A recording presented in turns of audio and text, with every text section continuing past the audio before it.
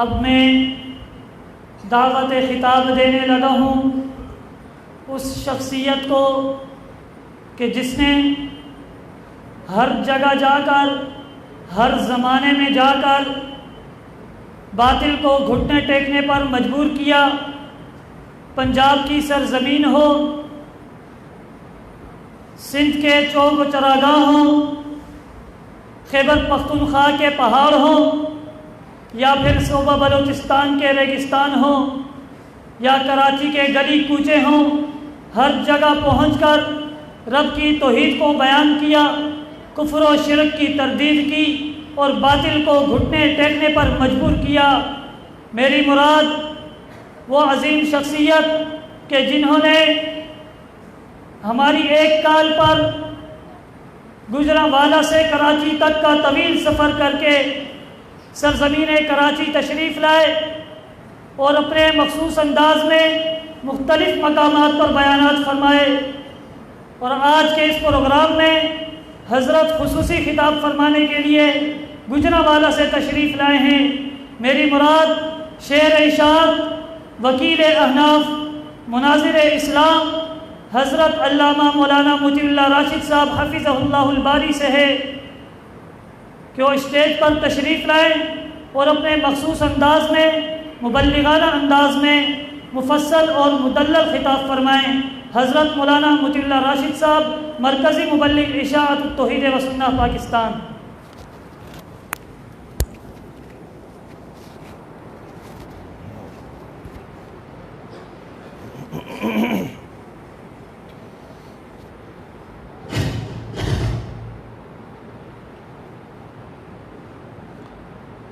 الحمد للہ وکفی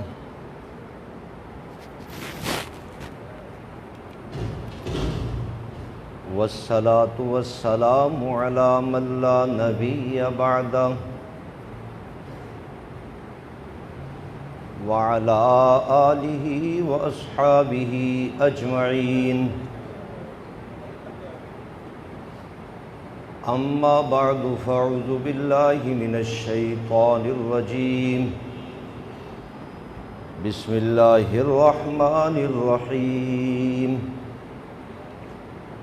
لا تحرک به لسانک لتعجل به ان علینا جمعه وقرآنه فإذا قرأناه فاتبع قرآنه ثم إن علينا بيانه صدق الله العظيم وصدق رسوله النبي الكريم، اللهم صل على سيدنا ومولانا محمد وعلى آل سيدنا ومولانا محمد وبارك وسلم ثم صل علیہ۔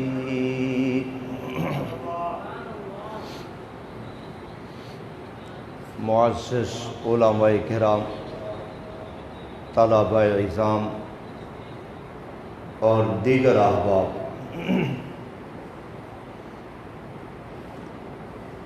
تکمیل صحیح بخاری کے حوالہ سے آج کا یہ پروگرام منعقد ہوا ہے۔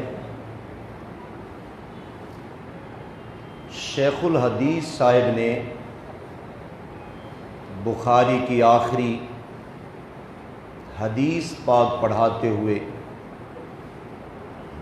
بڑے ہی انمول موتی خوبصورت لہجہ کے ساتھ آپ کو بخاری کا تعارف کروایا۔ اتنی بات پکی ہے، مسلمانوں کا یہ عقیدہ ہے جتنی بھی احادیث صحیحہ ہیں وہ اللہ کے قرآن پاک کی تشریح ہیں۔ امام بخاری، میں بھی اسی موضوع پر بخاری کے انداز سے کچھ اہم باتیں آپ سے عرض کروں گا۔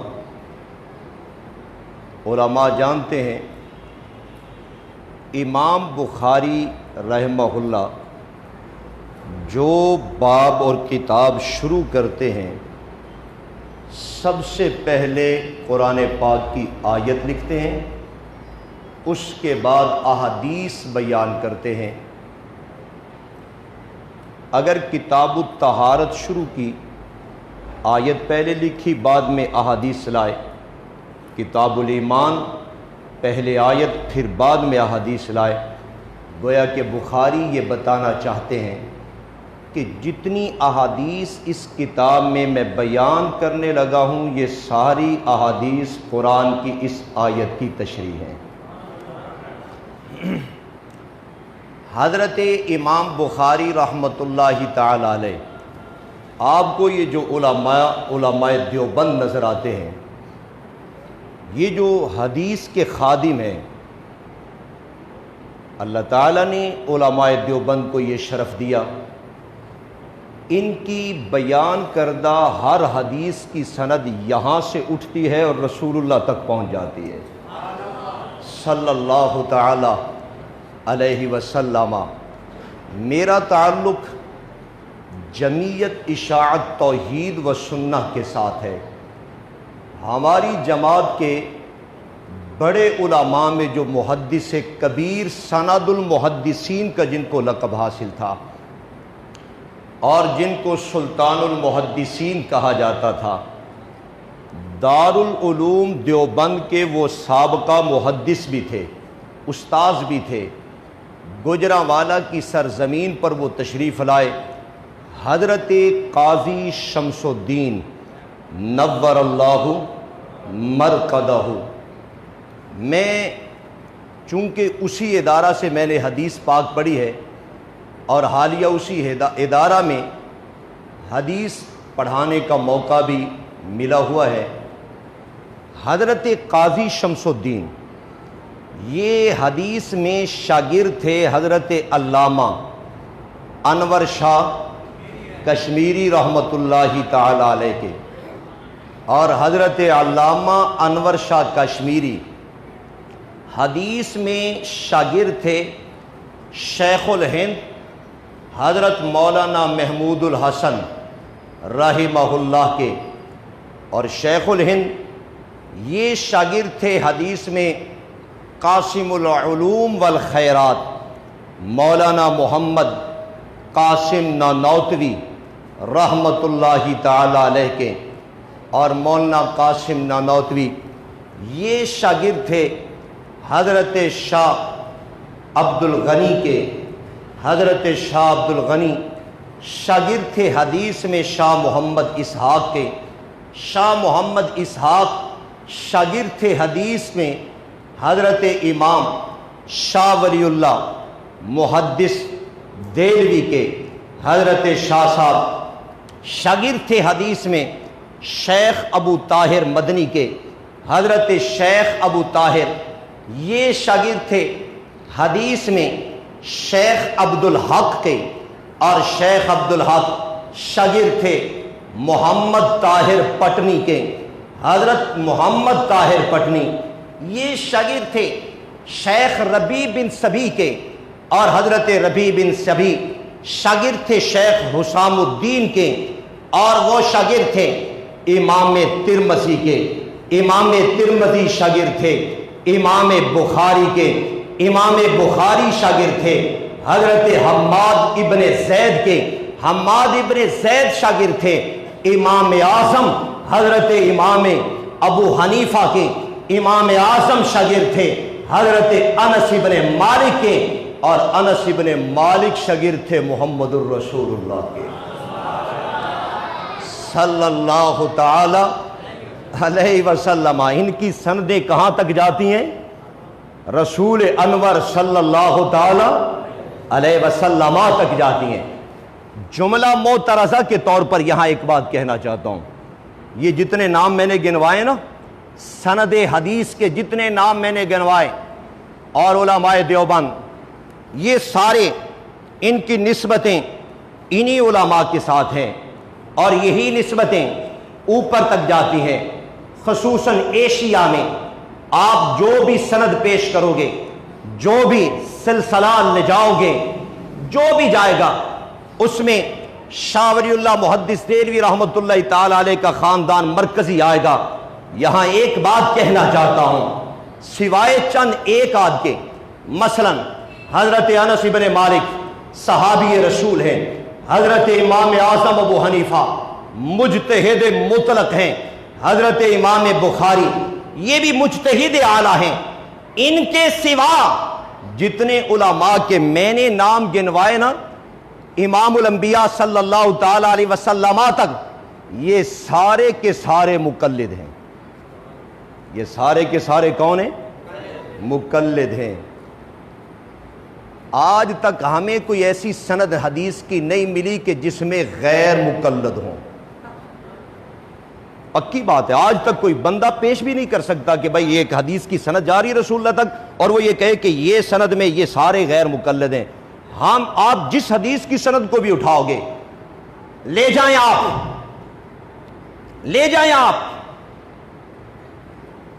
علماء بیٹھے، بخاری میں بعض سندیں ایسی ہیں، بخاری میں بعض سندیں ایسی ہیں بخاری میں صحابی کو نکال کر سارے کے سارے راوی حنفی، سارے کے سارے راوی۔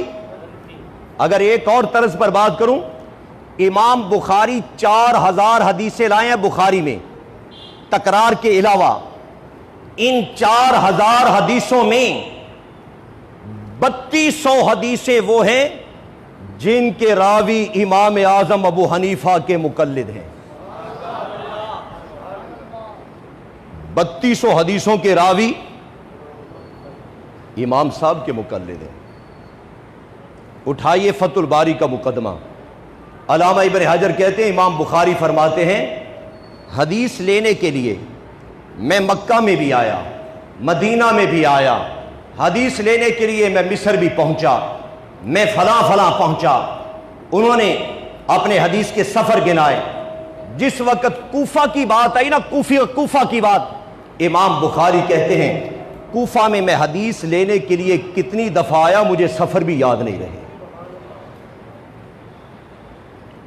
حضرت امام بخاری رحمت اللہ تعالی علیہ، ان کی بخاری حدیث کی کتابوں میں سب سے فائق ہے۔ اصح الکتب بعد کتاب اللہ کی کتاب کے بعد نام آتا ہے سب سے بڑھ کر حضرت امام بخاری کی، بخاری شریف کا۔ یہ جتنے آج کے زمانہ میں مسائل مختلف ہی بنے ہوئے ہیں نا، میں کہتا ہوں قرآن پاک تو اختلاف کو ختم کرنے آیا ہے۔ آپ اگر آپ صرف بخاری پہ آ جائیں، امام بخاری کی بخاری پہ آ جائیں، اللہ جانتا ہے سب اختلافات مٹ جاتے ہیں۔ طرز ہی وہ رکھا امام بخاری نے جس سے مسائل خود و خود حل ہوتے گئے۔ مثلا میں 1-2-4 مثالیں عرض کرتا ہوں۔ عید میلاد النبی کے نام پر کئی صدیوں کے بعد یہ ایک دن منایا گیا، ربیع الاول کی 12 تاریخ۔ امام بخاری کے زمانہ میں یہ دن موجود اس نام کے ساتھ، بولو شاباش، اس نام کے ساتھ نہیں تھا، بہت زمانہ بعد آیا۔ حضرت امام بخاری رحمت اللہ تعالی علیہ، اللہ تعالیٰ نے ایک فراست دی ہوئی تھی، اللہ نے ایک سمجھ دی تھی، عقل دی تھی، شعور بخشا ہوا تھا۔ یہ جو کتاب بخاری ہے بالکل اوائل میں کتاب الایمان چلتا ہے، ابتدا ہے۔ امام بخاری رحمت اللہ تعالی علیہ 2 حدیثیں اکٹھی لائے، بالکل ابتدا میں، آغاز میں 2 حدیثیں اکٹھی لائے، اور دونوں حدیثوں سے نتیجہ کیا نکالنا چاہتے ہیں؟ اللہ نے ایک عقل سمجھ دی ہے، آپ خود نکال لیجئے۔ میں دونوں حدیثیں آپ کے سامنے پڑھ دیتا ہوں۔ حضرت بخاری فرماتے ہیں رحمت اللہ تعالی علیہ، ایک یہودی آیا حضرت فاروق اعظم کے پاس، امیر المومنین کے پاس رضی اللہ تعالیٰ عنہ، آ کر کہتا ہے یا امیر المومنین، ایک آیت ہے، آیت تقرؤونہا فی کتابکم، وہ تمہاری کتاب قرآن پاک میں موجود ہے اور وہ تم تلاوت کرتے ہو، پڑھتے ہو، اگر وہ آیت پاک ہماری کتاب تورات میں آ جاتی ہم لتخذنا ذالک الیوم عیدا، ہم اس دن کو عید بنا لیتے۔ یہودی کہہ رہے کہ ایک آیت ہے قرآن پاک میں، اگر وہ آیت ہماری کتاب تورات میں آ جاتی، ہم اس دن کو لتخذنا ذالک الیوم عیدا، عید بنا لیتے۔ وہ آیت ہے الیوم اکملت لکم دینکم واتممت علیکم نعمتی، یہ آیت ہے قرآن پاک میں۔ اللہ تعالیٰ نے آج دین کی تکمیل فرما دی ہے، دین کو مکمل کر دیا ہے۔ وہ کہتے ہیں کہ یہ آیت اگر ہماری کتاب تورات میں آ جاتی، لتخذنا ذالک الیوم عیدا۔ توجہ سے حضرت فاروق اعظم پتہ کیا جواب دیتے ہیں؟ قد عرفنا ذالک الیوم والمکان الذی انزلت علی رسول اللہ صلی اللہ تعالی علیہ وسلم۔ حضرت امیر المومنین فرماتے ہیں اے یہودی، میں اس دن کو بھی جانتا ہوں اور اس جگہ کو بھی جانتا ہوں کہ جہاں آقا دو عالم پر یہ آیت پاک آئی تھی۔ اب یہ حدیث پاک ہے جو میں نے بخاری کے بالکل ابتدا کتاب الایمان سے پڑھی ہے۔ توجہ سے یہاں حدیث ختم ہو جاتی ہے۔ اب اس حدیث کے دو معنی ہیں، اس کے دو مطلب ہیں۔ ایک معنی تو یہ ہے وہ تھا دن، وہ جگہ جہاں یہ آیت آئی وہ میدان عرفات تھا، اور وہ دن 9 ذی الحجہ کا دن، یہ میدان عرفات میں آقا دو عالم تھے، وہاں یہ آیت آئی۔ اشارہ کیا کہ یہ ذی الحجہ کا دن تو پہلے ہی ہمارے لیے کیا ہے، اور بولو کیا ہے ہمارے لیے؟ عید ہے۔ ایک معنی تو یہ ہے ہمیں الگ عید بنانے کی ضرورت نہیں، لیکن بخاری کا طرز یہ بتاتا ہے، بخاری یہ معنی مراد نہیں لے رہے، امام بخاری یہ مراد نہیں لے رہے، امام بخاری یہ مراد لینا چاہتے ہیں۔ حضرت فاروق اعظم نے کہا قد عرفنا ذالک الیوم والمکان الذی انزلت علی رسول اللہ صلی اللہ تعالی علیہ وسلم، وہ دن بھی جانتا ہوں، وہ جگہ بھی جانتا ہوں جہاں رسول اللہ تھے، یہ آیت پاک آئی، لیکن ہم عید نہیں بنا سکتے کسی دن کو، اپنی طرف سے عید کا دن نہیں بنا سکتے۔ کیوں نہیں بنا سکتے؟ ہم عید کا دن اسی کو بنائیں گے جس پر محمد پاک کی مہر لگی ہوئی ہوگی۔ اپنی طرف سے کسی دن کو ہم عید کیوں؟ اگر کسی دن کو ہم عید اپنی طرف سے بنائیں تو گویا کہ ہم نے دین کے اندر کیا کر دیا؟ اضافہ کر دیا، اور صحابی کی شان کے یہ موافق نہیں کہ پیغمبر کے دین میں کیا کر دے۔ یہی وجہ ہے امام بخاری رحمت اللہ تعالی نے اس حدیث کے معان بعد درمیان میں کوئی حدیث نہیں ذکر کی، اس کے متصل بعد حدیث لائے ہیں کہ ایک آدمی آیا دیہات سے اٹھ کر اور وہ پرا گندا حال ہے، اس کے بال بکھرے ہوئے ہیں اور اس کے کپڑے بھی میلے کچیلے ہیں اور زبان سے بنبناہٹ کی آوازیں آ رہی ہیں، پتہ نہیں ہے کون ہے، لیکن ہے دیہات کا رہنے والا۔ آ کر رسول انور صلی اللہ تعالی علیہ وسلم کا پوچھتا ہے آقا دو عالم ہیں کون تم میں سے؟ اشارہ ہوتا ہے یہ رسول انور ہے، حضور صلی اللہ تعالی علیہ وسلم یہ ہیں، اور وہ سیدھا پاک پیغمبر کے پاس آتا ہے، کہتا ہے کہ اے اللہ کے پاک پیغمبر جی، آپ کا ایک قاصد ہمارے علاقے میں آیا ہے، ہمارے گاؤں میں آیا ہے، اس نے کہا ہے کہ جی ایک آدمی ہے محمد ہیں وہ اللہ کے رسول، محمد ہے رسول اللہ صلی اللہ تعالی علیہ وسلم، آپ بتائیں کہ آپ اللہ کے رسول ہیں؟ آپ نے فرمایا بالکل، اس نے سچ کہا میں ہوں اللہ کا رسول۔ اس نے کہا جی میں دیہاتی آدمی ہوں، دیہاتی انداز اپناؤں گا، مجھے قسم دے کے بتائیں کہ آپ اللہ کے رسول ہیں۔ آپ نے فرمایا مجھے قسم ہے اس کی جس نے آسمان کو قائم کیا، زمین کو ٹھہرایا، میں اللہ کا رسول ہوں۔ اس نے کہا وہ پھر قاصد یہ کہہ رہا تھا کہ آپ 5 نمازیں دن میں فرض ہیں، کیا آپ نے یہ بات کہی ہے؟ آپ نے فرمایا میں نے بالکل کہی ہے۔ اس نے پھر کہا جی قسم دے کر مجھے بتائیں، ہر بات کے ساتھ وہ رسول اللہ سے قسم دے رہا ہے۔ امام چونکہ دیہات کا رہنے والا ہے نا، وہ ابھی تک آداب رسول سے واقف ہے، اس محفل کے آداب سے واقف نہیں ہے۔ میرا عزیز جو واقف ہے نا، یاد رکھیے جملہ کہنے لگا ہوں، جو رسول اللہ کی مجلس کی آداب سے واقف ہے، اس نے ساری زندگی میں کبھی بھی اپنی زبان پر یا محمد نہیں ذکر کیا۔ لفظ یا محمد اٹھائیے حدیث کی کتابیں، حضرت ابو بکر واقف ہیں، حضرت عمر واقف ہیں، حضرت عثمان واقف ہیں، حضرت علی واقف ہیں، اور حضرت طلحہ زبیر واقف ہیں، حضرت بلال واقف ہیں، عبداللہ ابن مسعود واقف ہیں۔ یہ معزز صحابہ جو رسول اللہ علیہ الصلوۃ والسلام کے، یہ واقف ہیں اس مجلس کے، واقف ہیں آداب رسول کے۔ انہوں نے کبھی زندگی میں یا محمد کا لفظ نہیں بولا، ہمیشہ کیا کہ یا نبی اللہ، یا رسول اللہ۔ یہ ویسے ہی لوگوں نے بنا دیا، اساں یا محمد کہنا ہے، تسی سردیاں رہنا ہے۔ ہمیں جلنے کی کیا ضرورت ہے؟ ہمیں تو قرآن کہتا ہے خبردار میرے نبی کو لا تجعلوا، اس طرح آواز نہیں دینی جس طرح تم ایک دوسرے کو آواز، خبردار آواز نہیں دینی، نہیں دینی آواز۔ لا تجعلوا دعاکم، نہیں پکارنا تم نے جس طرح ایک دوسرے کو پکار دو، خبردار میرے نبی کو اس طرح آواز نہیں دینی، بالکل نہیں دینی، اجازت ہی نہیں ہے۔ یا زید، یا بکر، یا خالد، میرے نبی کو یا محمد نہیں کہنا تم نے۔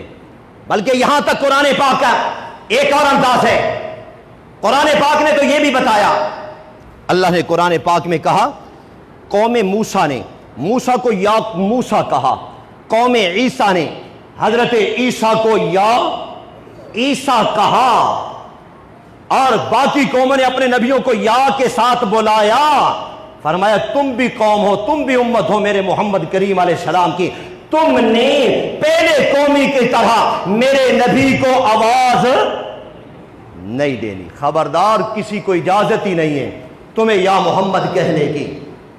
ادب ہے آقا دو عالم کا۔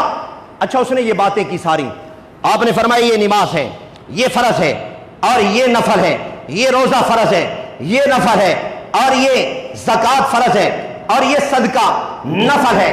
جو موقع کی تعلیم تھی اس نے سوال کی، رسول انور صلی اللہ تعالیٰ علیہ وسلم نے اس کو بیان کر دی۔ جس وقت بیان ہو گئی علماء تشریف فرمائے، اور وہ صحابی دیہاتی اٹھنے لگا، اور اٹھتا ہوا پتہ کیا کہہ رہے؟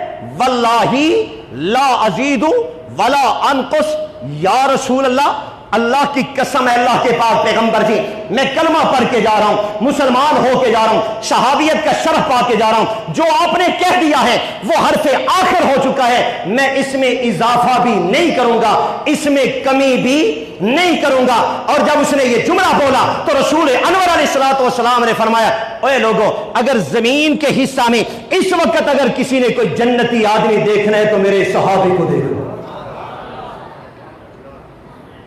اچھا اب نتیجہ ذرا اخذ کریے، امام بخاری یہ دونوں حدیثیں اکٹھی لائے ہیں۔ یہودی کہتے ہیں جی قرآن میں ایک آیت ہے تم پڑھتے ہو، اگر وہ تورات میں آتی ہم اس کو عید بنا دیتے اس دن کو۔ فاروق اعظم فرماتے ہیں میں دن کو بھی جانتا ہوں، جگہ کو بھی، میں اپنی طرف سے دن نہیں بنا سکتا، دن بناؤں گا تو اضافہ ہو جائے گا۔ اور ساتھ یہ حدیث ذکر کر کے امام بخاری کیا کہنا چاہتے ہیں، کیا درس دینا چاہتے ہیں؟ اے صحابی ہوتا ہی وہ ہے جو دین پر کار بند ہو جائے، وہ تو کہتا ہے لا ازید ولا انقص، لا ازید ولا انقص۔ اچھا اس پر ایک اور تائید ہے، آخر میں بخاری میں امام بخاری نے کتاب الاعتصامی بالکتابی والسنتی ایک کتاب قائم کی ہے، قرآن کو چنگل مارو اور امام الانبیاء کی سنت کو چنگل مارو، امام الانبیاء علیہ السلام کے طریقے کو چنگل مارو، اس کو مضبوطی سے پکڑو۔ پہلی حدیث یہی ذکر کی جو اس یہودی نے حضرت سیدنا فاروق اعظم سے آ کر کہا تھا، ایک آیت ہے تمہاری کتاب میں، اگر وہ آیت ہماری تورات میں آ جاتی ہم اس دن کو عید بنا لیتے۔ حضرت فاروق اعظم نے کہا دن بھی جانتا ہوں، جگہ بھی جانتا ہوں، لیکن ہم دن کسی کو عید اپنی طرف سے بنا نہیں سکتے۔ امام بخاری یہی حدیث لا کر اس کتاب الاعتصام بالکتاب والسنہ کے تحت یہ بتانا چاہتے ہیں کہ حضرت فاروق اعظم نے لوگوں کو یہ درس دے دیا تھا کہ یار وہی چیز پکڑو، اسی پہ ڈٹ جاؤ جو اللہ کی کتاب سے ثابت ہو اور پیغمبر کی سنت سے ثابت ہو۔ یہ ہے انداز بخاری۔ امام بخاری کا انداز سمجھو تو سارے مسائل حل ہوتے چلے جائیں گے، ساری الجھنیں ختم، ساری الجھنیں ختم۔ توجہ سے، ہم جو احناف ہیں، ہم جو دیوبندی لوگ ہیں، ہم یہ موقف اختیار کرتے ہیں کہ عورتوں کو گھرے میں رہنے دو، فتنوں کا زمانہ ہے، مسجدوں میں نماز پڑھنے کے لیے عورتوں کو نہیں آنا چاہیے، گھروں میں رہیں، فتنوں کا زمانہ ہے۔ لیکن ایک طبقہ ہے جو مستقل اس پہ ڈٹا ہوا ہے، نہیں، ہر نماز میں عورت مسجد میں آئے، ہر نماز میں مسجد میں آئے۔ لیکن افسوس کی بات ہے کہ وہ طبقہ جو اس پہ زور دیتا ہے وہ اپنے آپ کو اٹیچ تو حدیث کے ساتھ کرتا ہے نا، منسلک کرتا ہے حدیث کے ساتھ، اور سب سے زیادہ نام بھی بخاری کا استعمال ہوتا ہے، امام بخاری، بخاری شریف۔ توجہ سے بات سمجھیے، میں طرز بخاری پر ایک اور مثال عرض کر رہا ہوں، علماء بیٹھے ہیں، بعد میں ان سے حوالے دے دینا، یہ آپ کو یہ کتابیں، یہ باب آپ کو دکھلائیں گے۔ امام بخاری نے ایک باب قائم کیا، باب قائم کیا، باب خروج النساء الى المساجد باللیل والغلاس، عورتیں جائیں مسجدوں کی طرف رات کو اندھیرے میں۔ حضرت بخاری نے کہا کیا؟ عورتیں گھر سے جائیں نماز پڑھنے کے لیے رات کو اور اندھیرے میں، دن میں جانے کی اجازت نہیں، لفظ بولا اندھیرے میں جائیں۔ امام بخاری 1 2 3 4 حدیثیں اس باب کے تحت ذکر کرتے ہیں۔ حضرت عبداللہ ابن عمر ایک روایت پہلی لائے ہیں کہ حضرت عبداللہ ابن عمر رضی اللہ تعالی عنہما نے فرمایا، رسول انور صلی اللہ تعالی علیہ وسلم نے کہا تھا، اگر عورتیں تم سے اجازت لیتی ہیں مسجدوں کی طرف جانے کی، تم اجازت دے دیا کرو اور ان کو مسجدوں میں جانے دیا کرو۔ ایک روایت، 2 روایت، 3 روایتیں، 4 روایتیں لائے، اور میرا عزیز کہتے ہیں دن میں نہیں جانا، رات کو جانا ہے۔ کیوں؟ دن کو ہے فتنہ، بخاری کہتے ہیں دن کو فتنہ ہے، رات کو فتنہ۔ اس زمانے میں رات کو فتنہ کم ہوگا، آج تو زمانے میں رات کا فتنہ دن سے بھی بڑا ہوا ہے، رات کا فتنہ دن سے بھی بڑا ہوا ہے۔ فتنہ ہے، فتنہ نہیں جانا، فتنے سے بچنا ہے۔ اور آگے کیا کہتے ہیں؟ آخری جو حدیث لائے ہیں جس پر اس باب کو بند کر دیا ہے، اور وہاں کہتے ہیں ان عائشہ رضی اللہ تعالی عنہ، حضرت ام المومنین طاہرہ حضرت عائشہ صدیقہ رضی اللہ تعالی عنہ وہ فرماتی ہیں، لو ادرک رسول اللہ صلی اللہ تعالی علیہ وسلم ما عادس النساء، اگر پیغمبر زندہ ہوتے، اگر پیغمبر حیات ہوتے، اس وقت موجود ہوتے، عورتوں کے جو کام شروع ہو چکے ہیں، اگر پیغمبر ان کو دیکھ لیتے، لا مانا اللہ کے نبی ان کو منع کر دیتے، کما منعت نساء بنی اسرائیل، جس طرح بنی اسرائیل کی عورتوں کو منع کر دیا گیا تھا۔ حضرت بخاری نے آخر میں یہ حدیث ذکر کر کے، حضرت عائشہ کا فرمان عالی شان ذکر کر کے صحیح سند کے ساتھ یہ بات بیان کر دی، ارے بھائی عورت گھر سے تب نکلے گی جب فتنہ نہیں ہوگا، اگر فتنہ پیدا ہو جائے، ورنہ حضرت عائشہ تو خود کہتی ہیں کہ اگر پیغمبر پا لیتے عورتوں کے ان حالات کو منع کر دیتے۔ بخاری تو یہ کہنا چاہتے ہیں کہ عورتوں کو گھروں میں رکھو، گھر سے باہر نکلنے کی اجازت نہیں ہے۔ پتہ نہیں آپ کے شہر میں ہے کہ نہیں، ہمارے گجرانوالہ میں تو رمضان آئے گا عورتوں کو اٹھا کر مسجدوں میں اعتکاف کے لیے بھی آ جاتی ہیں، جی مسجدوں میں اعتکاف کرو، نیچے مرد اوپر عورتیں۔ آپ کا شاید شہر محفوظ ہو، بے تکے واقعات تو ہمارے گجرانوالہ میں کئی واقعات پیش آئے ہیں رمضان کے اعتکاف کے دنوں میں۔ امام بخاری یہ کہہ رہے ہیں، ایک اور حدیث سنیے نسبت سے، چونکہ یہ تقریب خواتین بچیوں کے حوالے سے ہے اور یہ بات وہاں بچیوں کے مدرسے میں بھی جا رہی ہے، کچھ باتیں ان کی تربیت کے لیے کر رہا ہوں۔ ام حمید السعدیہ رضی اللہ تعالیٰ عنہ صحابیہ ہیں۔ اچھا یہ حدیث سنانے سے پہلے ایک بات کہنا چاہتا ہوں، حضور کے زمانہ میں مدینہ طیبہ میں مسجد نبوی کے علاوہ 9 مسجدیں تھیں. کتنی مسجدیں تھیں؟ 9 مسجدیں. مسجد نبوی کے علاوہ 9 مسجدیں تھیں پیغمبر کے زمانہ میں. عورتیں صرف مسجد نبوی میں آتی تھیں، باقی کسی مسجد میں. صرف مسجد نبوی میں. مسجد نبوی میں آنے کے مقاصد تھے. رسول اللہ کی جماعت ہے، پاک پیغمبر کی جماعت ہے، آپ جماعت کروا رہے ہیں اور نئے نئے مسئلے آ رہے ہیں. ہم بھی سنیں پیغمبر سے مسائل، ہم بھی نبی علیہ الصلوۃ والسلام کی تبلیغ سنیں. ایک عورت آئی ام حمیدہ سعدیہ رضی اللہ تعالی عنہا مشورہ لینے کے لیے، کہتی ہے یا رسول اللہ میں آپ کی صحابی ہوں، میرا جی چاہتا ہے مسجد نبوی میں آپ کے ساتھ آ کر نماز میں جماعت میں شامل ہو جاؤں. آپ کا کیا ارادہ ہے؟ کیا آپ اجازت دیتے ہیں؟ کیا مشورہ دیتے ہیں؟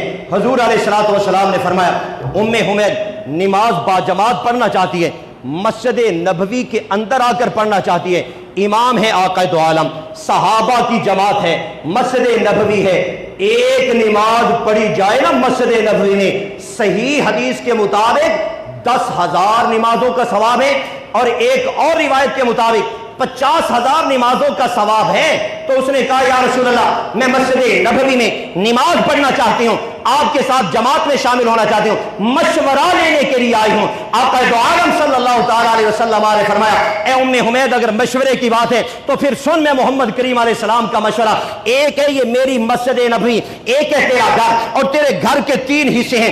ایک گھر کا صحن ہے، ایک گھر کا کمرہ ہے، اور ایک پیچھے ایک کوٹھری بنی ہوئی ہے خاص خاص مقامات کے لیے. عورتیں پہلے زمانہ میں وہاں جایا کرتی تھیں. آپ علیہ السلام نے فرمایا کہ ام حمید اگر تو گھر کے صحن میں نماز پڑھے، کمرہ پہلا یعنی باہر کا دروازہ بند کر کے نماز پڑھے، ٹھیک ہے باہر کا کوئی آدمی تو تجھے نہیں دیکھ رہا، لیکن تیرا بیٹا بھی گھر میں موجود ہے، تیرا بھائی بھی گھر میں موجود ہے، اور تیرا خامد بھی گھر میں موجود ہے، اور تیرا باپ بھی گھر میں موجود ہے.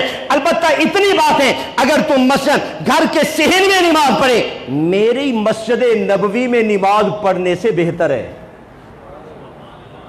اور پھر آگے آپ نے فرمایا اگر گھر کے کمرے میں نماز پڑھے وہ صحن سے بھی اعلیٰ، اگر کوٹھری میں نماز پڑھے جہاں تو ہے یا تیرا رب ہے. فرمایا ام حمید دنیا میں کوئی زمین ہی نہیں اس سے بہتر جو تیری نماز کے لیے ہو. کرنا فی بیوتی کننا، اور تو رہو اپنے گھر میں. عزت ہے عورت کی گھر میں. حضرت میحنہ سیدہ مریم صدیقہ سلام اللہ علیہ کی والدہ محترمہ، اللہ نے بیٹی دی ان کو. قالت ربی انی وضعتها انثى، اللہ میں نے بیٹی کو جنم دیا ہے، بیٹی کو. خوش ہیں اللہ تو نے بیٹی دی مجھے؟ اللہ نے فرمایا بالکل دی. کہا انی سمیتها مریم، میں نے بیٹی کا کیا نام رکھا ہے اللہ؟ مریم. آج بیٹی پیدا ہوتی مولوی جی وہ نام بتاؤ جو اس محلے میں کسی کا نہ ہو. عجیب عجیب نام. سمیتها مریم. آگے آ گیا مسئلہ تربیت کا. تربیت کی فکر پڑ گئی نا ماں کو اپنی بیٹی کے لیے. کیا کہتی ہے؟ انی اعیذها بک وذریتها من الشیطان الرجیم. اللہ دنیا کے اسباب ہیں، دنیا کے کئی اسباب ہیں اس بچی کی تربیت کے لیے، لیکن سب سے بہتر سبب وہی ہے جو تو پیدا کرے گا. اللہ شیطان بچیوں کو پھسلا دیتا ہے، ان کو گمراہ کر دیتا ہے اور ان پر پنجے ڈالتا ہے. میں اپنی بیٹی کو پناہ میں دیتی ہوں تیرے، اللہ تو اس کو شیطان سے پناہ دے دے. اچھا اللہ نے قرآن میں فت لفظ بولا، فتقبلها ربها، اللہ نے مریم کی ماں کی دعا کو کیا کر لیا؟ قبول کر لیا. اور قبول کیسے کیا؟ اس زمانہ کے بڑے بڑے علماء میں اللہ نے ایک عالم کو اٹھایا جو عالم بھی ہیں نبی بھی ہیں، حضرت زکریا. فرمایا زکریا اس کو اپنی کفالت میں لے لو علیہ السلام. اچھا ہوں اب حضرت زکریا نے مریم کو اپنی کفالت میں لیا نا، کیسے تربیت کی؟ یہ لفظ بھی قرآن نے کہے کلما دخل علیہا زکریا المحراب، اس کمرے میں، اس منزل میں، اس جگہ میں جہاں مریم بیٹی رہتی تھی، جب بھی زکریا تشریف لائے معلوم ہوا کہ بیٹی کی تربیت ہو رہی ہے گھر کی چار دیواری میں۔ بیٹی کی تربیت کہاں ہو رہی ہے؟ بھائی ماحول دو بچوں کو ماحول دو، اچھا ماحول۔ ورنہ یاد رکھیے اگر آپ جتنی بھی تعلیم دیں گے بچے کو، یہ جو ہمارے بچے نا معصوم جو قرآن پاک پڑھتے ہیں، بعض لوگوں کو ہمت بن جاتی ہے یار بیٹے کو قرآن پاک حفظ کروا لیتے ہیں، حفظ کروانے کے بعد دنیا کی طرف آ جاتا ہے، کاروبار میں، تجارت میں، حرفت میں، ان کاموں میں چلا جاتا ہے۔ رفتہ رفتہ ہم نے 20 مثالیں دیکھی ہیں، وہ بچہ قرآن پاک کو بھلا دیتا ہے۔ کیوں؟ جو قرآن دیا تھا قرآن سنبھالنے کا، اس کو ماحول ہم نے نہیں دیا، اس وجہ سے وہ بچہ قرآن پاک سے عاری ہو گیا۔ یہ ماحول ہی انسان کو گمراہی کا سبب بنتا ہے، ماحول ہی انسان کے اچھے ہونے کا سبب بنتا ہے۔ قرآن پاک میں کئی عورتوں کے تذکرے موجود ہیں، حضرت مریم کا تذکرہ، حضرت حنا کا تذکرہ، حضرت سیدہ عائشہ کا تذکرہ، حضرت سیدہ ام بلقیس کا تذکرہ، حضرت سیدنا موسیٰ علیہ السلام کی والدہ محترمہ کا تذکرہ۔ توجہ سے میری مائیں بہنیں بھی سنیں یہ باتیں، یہ ہماری بیٹیاں بھی سنیں یہ باتیں، یہ تذکرے ہیں جو قرآن پاک نے ان عورتوں کی رہنمائی کے لیے بیان کیے۔ ان میں ایک نام ہے ملکہ بلقیس۔ توجہ سے یہ بات سمجھیے، ملکہ بلقیس بڑی سمجھدار، بڑی عقل والی، بڑی سمجھ والی، بڑی شعور والی عورت ہے۔ مثلا اتنے شعور والی ہے، حضرت سلیمان علیہ السلام نے ایک پیغام بھیجا ہے، اے ملکہ بسم اللہ الرحمن الرحیم، اللہ کے نام سے کہتا ہوں کہ آ جاؤ مسلمان ہو کر، ورنہ میں آ رہا ہوں، تم ہمارا مقابلہ نہیں کر پاؤ گے۔ اب پہلے ملکہ نے سلیمان کا نام نہیں سنا تھا، یہ دین کا ماحول اور دین کی چیزیں پہلے کبھی نہیں سنی تھیں، اور بسم اللہ پہلے کبھی نہیں سنا تھا۔ پہلی دفعہ ملکہ بلقیس کے پاس یہ پیغام پہنچتا ہے تو ملکہ نے اپنی کابینہ کو اکٹھا کر لیا، اپنی فوج کے کمانڈروں کو اکٹھا کر لیا، ان کو اکٹھا کر کے کہتی ہیں اے دو مجھے رائے کیا کرنا چاہیے۔ یہ ایک پیغام آئے ہیں سلیمان نامی آدمی کی طرف سے، وہ کہتا ہے میں رب کا پیغمبر ہوں، وہ کہتا ہے میں رب کا نبی ہوں، وہ رب کا فرستادہ اپنے آپ کو کہتا ہے، تو بتاؤ اس کے ساتھ جنگ لڑنی چاہیے کہ نہیں؟ علماء تشریف فرمائے پوچھ لو کہ تمام فوج کے کمانڈروں نے کہا تھا کہ اے ملکہ ہم ہیں بہت طاقتور، ہمارے پاس اسلحہ بھی زمانے کا موجود، ہمارے پاس فوج بھی زمانے کی موجود ہے، ہم ٹکرا جائیں گے، ہم اینٹ کا جواب پتھر کے ساتھ دینے کی طاقت رکھتے ہیں۔ لیکن ملکہ کتنی سمجھدار ثابت ہوئی، کہنے لگی دیکھو اگر بادشاہ ہے تو تم ٹکرا سکتے ہو، اگر کوئی سلطان ہے تم ٹکرا سکتے ہو، اگر وہ رب کا نبی ہوا تو پھر تم ٹکرانے کی طاقت نہیں رکھتے۔ کتنی سمجھدار ہے، ساری قوم کہتی ہے کہ ہم نے ٹکرانا ہے، لیکن ملکہ کیا؟ ملکہ بھی کافر ہے، ابھی تک وہ بھی غیر مسلم ہے، وہ بھی سورج کی پجاری ہے، کہتی ہے اگر اللہ کا نبی ہوا تو کیا کرو گے؟ کیوں؟ نبی اکیلا بھی میدان میں ہو تو وہی فاتح ہوتا ہے۔ نبی علیہ السلام جب مکے سے نکل رہے ہیں کون ہے ساتھ؟ حضرت ابو بکر، اور تو کوئی ساتھ نہیں نا، ابو بکر ساتھ ہیں۔ جب آپ علیہ السلام مکہ سے مدینہ کی طرف آئے اور قرآن نے کیا کہا؟ الا تنصروا فقد نصرہ اللہ، اے لوگو اگر تم میرے نبی کی مدد نہیں کرو گے، میں اللہ نے تو تنہا اپنے نبی کی مدد کر دی ہے۔ نبی اکیلا بھی بھاری ہوتا ہے، سب پہ بھاری۔ اچھا بخاری میں روایت ہے جس وقت مدینہ طیبہ کی سرحدوں پر شب خون مارا گیا تھا، لوگ پریشان ہو گئے، اٹھو یار اپنے اپنے اسلحے پکڑو، تلواریں پکڑو اور دیکھو سرحد کی حفاظت کے لیے نکلو۔ اچانک رسول انور سب سے پہلے بیدار ہوئے، حضور علیہ الصلوۃ والسلام نے فرمایا مجھے گھوڑا دو۔ طلحہ کا گھوڑا سامنے آیا رضی اللہ تعالیٰ عنہ، نبی علیہ السلام نے گھوڑا پکڑا، آپ اکیلے تنو تنہا مدینے کی سرحد کی طرف چلے گئے۔ ابھی لوگ اکٹھے ہو رہے ہیں، بچاؤ بھائی مدینے کو۔ لوگ جب اکٹھے ہو کر جانا چاہتے ہیں، لوگوں کی آنکھیں کھلی کی کھلی رہ گئیں کہ مدینے کی سرحد سے اندھیری رات میں تنہا محمد پاک علیہ السلام مدینے کی طرف آ رہے ہیں۔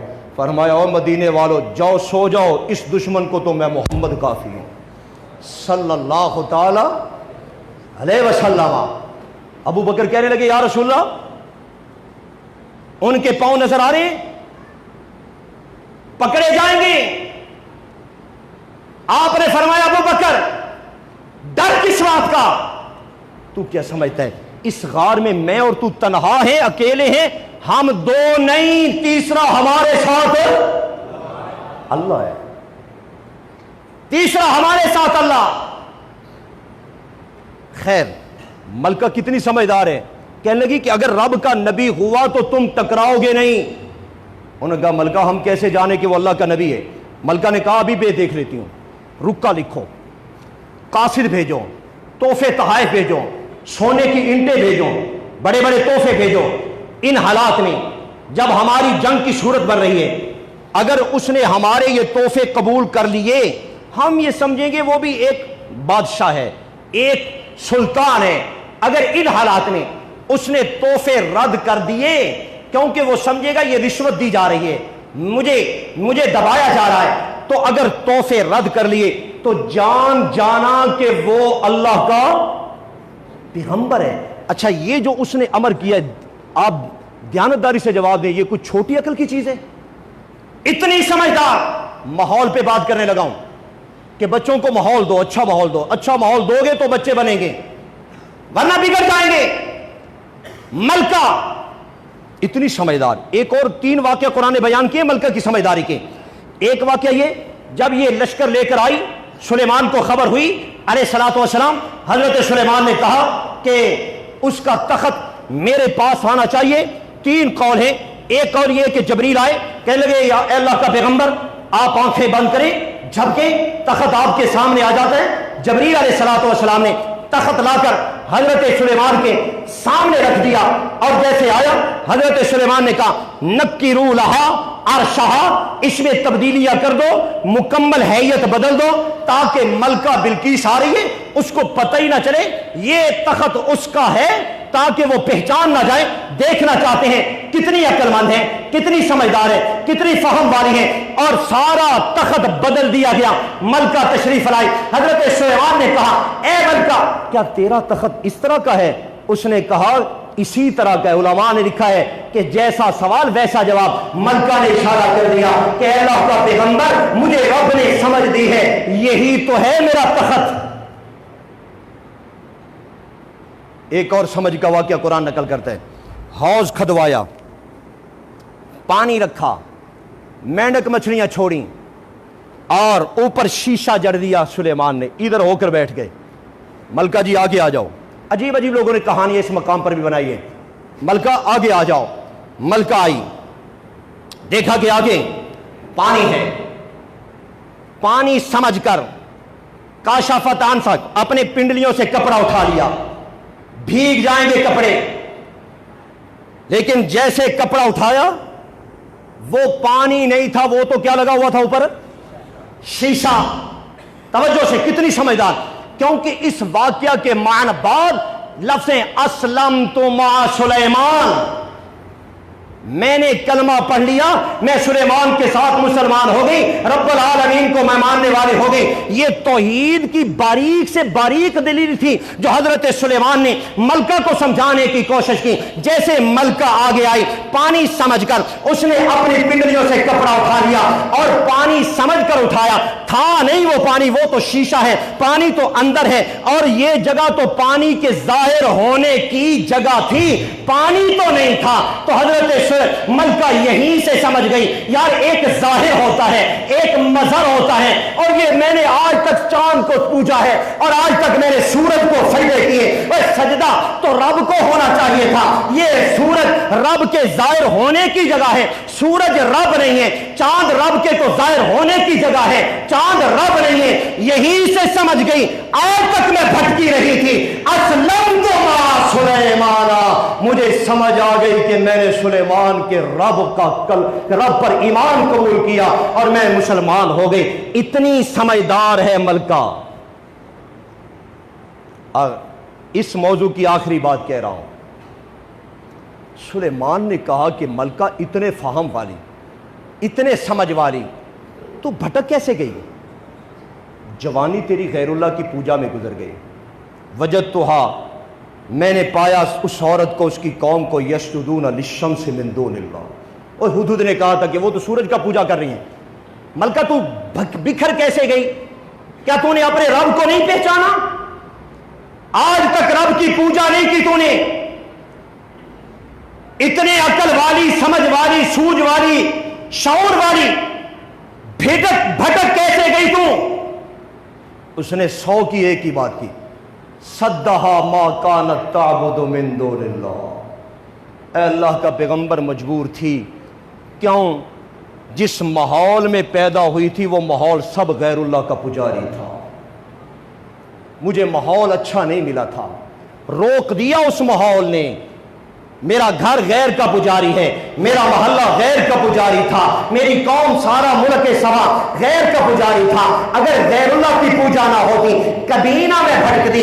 معلوم ہوا کہ اصل یہی ہے ماحول۔ اگر ماحول بچوں کو اعلیٰ دو گے، بچے سدھر جائیں گے، ان کو مسجد میں لاؤ گے اور یہ مسجد والے بن جائیں گے۔ اگر ان کو قرآن کے ساتھ وابستہ کرو گے، یہ قرآن والے بن جائیں گے۔ اگر ان کو کسی اور چیز کے ساتھ وابستہ کرو گے، تبھی تو رسول انور صلی اللہ تعالیٰ علیہ وسلم نے کہا تھا کہ ہر بچہ اسلام کی فطرت پر پیدا ہوتا ہے۔ آگے ماں باپ ہیں جو یہودی عیسائی اور اس کو غیر بناتے ہیں، ورنہ ہر آدمی پیدا ہونے والا بچہ اس کے دل میں کس کا نام ہوتا ہے؟ اللہ کا۔ طرز بخاری پر بات کر رہا تھا، امام بخاری کے طرز کو سمجھو۔ امام بخاری کہنا کیا چاہتا ہے؟ دیکھیے، ایک باب قائم کرتا ہے امام بخاری، کہتا ہے باب ان اللہ لا یظہر علی غیبہ، اللہ غیب کی خبر کسی پہ ظاہر نہیں کرتا الا من ارتضی، مگر رسولوں میں جس کو چاہتا ہے۔ یہ باب لکھتا ہے، توجہ سے بات سمجھیے، یہ باب لکھتا ہے۔ بڑا علم غیب کا مسئلہ ہے نا۔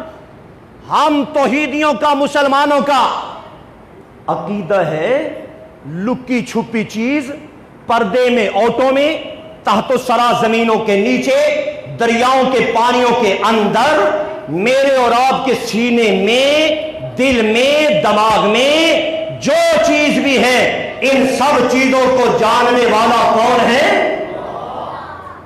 صرف اللہ، کوئی اور نہیں ہے۔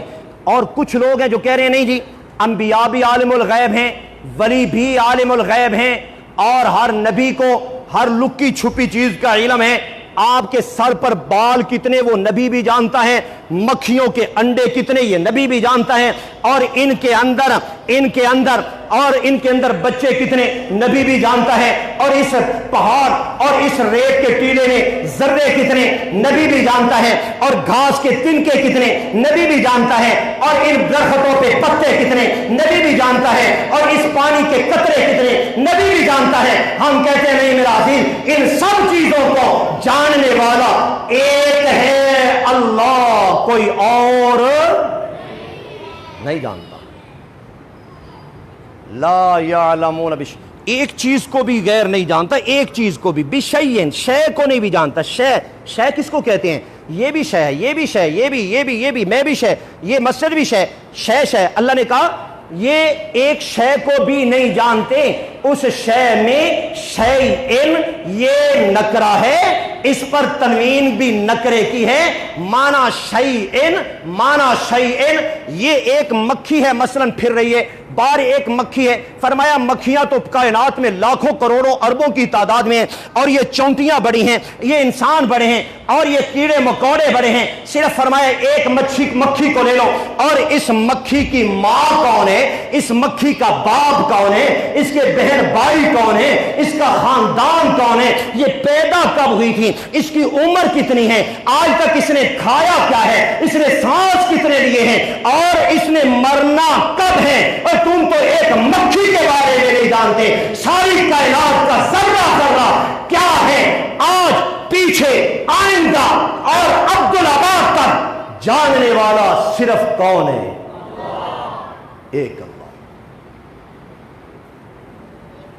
امام بخاری کہتے ہیں، باب لکھا اور نیچے پتا کیا کہتا ہے؟ مفتاح الغیب خمسن، کنجیاں ہیں غیب کی 5۔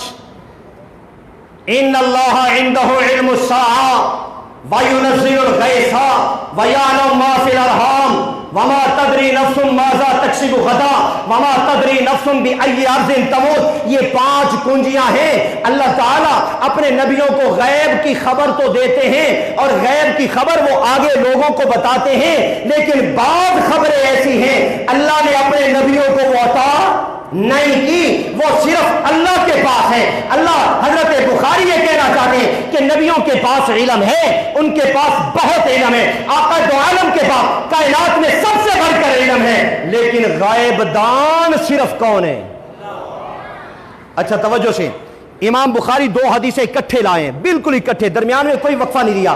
پہلی حدیث لائے، نبی علیہ السلام نے خیبر فتح کی، خیبر فتح کرنے کے بعد اور یہودیوں نے آپ علیہ السلام کی دعوت پکائی، آپ وہاں تشریف لے گئے، ایک یہودی عورت نے آپ کو مدعو کیا، آپ صحابہ کے ساتھ وہاں پہنچے، جب وہاں پہنچے اس نے بکری کا گوشت پکایا، اس میں زہر ملا دیا، حضور علیہ السلام کے خلاف سازش قائم کر دی۔ اب جب پیغمبر وہاں پہنچے، نبی علیہ السلام نے ایک لقمہ اٹھایا، اپنے منہ مبارک میں ڈالا اور بس منہ میں ڈالنے کی دیر تھی، ابھی نکلا نہیں، کچھ صحابہ ساتھ ہیں، انہوں نے وہ لقمے اٹھائے، انہوں نے کھائے، موقع پر چند صحابہ فوت بھی ہو گئے، شہید بھی ہو گئے۔ پیغمبر خدا صلی اللہ تعالی علیہ وسلم نے لقمہ اٹھایا ہے، اور ایک روایت میں یہ بھی ہے کہ وہ لقمہ نبی کا بولتا ہے، کہتا ہے آقا مجھے نکلیے نہیں، مجھے اندر نہ لے جائیے، باہر پھینک دیجیے، میرے اندر ہے زہر ملا ہوا۔ نبی نے وہ لقمہ کھایا، اس کا زہر کا اثر رسول اللہ کے پیٹ میں علیہ السلام کے پیٹ مبارک میں گیا، کیونکہ بخاری کی روایت ہے جب نبی علیہ السلام پہ وفات کا وقت قریب آیا، آپ نے فرمایا عائشہ کہ وہ جو خیبر والوں نے مجھے زہریلا کھانا کھلایا تھا، آج میں محسوس کر رہا ہوں کہ میری آنتیاں کاٹی جا رہی ہیں۔ اچھا توجہ سے بھائی، امام بخاری نے یہ حدیث بیان کی، آگے حدیث لاتے ہیں ابو ہریرہ کے طریق سے رضی اللہ تعالیٰ عنہ۔ کیا سمجھانا چاہتے ہیں بخاری؟ حضرت ابو ہریرہ فرماتے ہیں نبی علیہ السلام نے فرمایا جس نے خودکشی کی، یہ دونوں حدیثیں اکٹھی ہیں، درمیان میں کوئی وقفہ نہیں ہے، جس نے خودکشی کر لی، اگر کسی نے زہر پیا، زہر کھایا، اس کو بار بار دوزخ میں، بار بار برزخ میں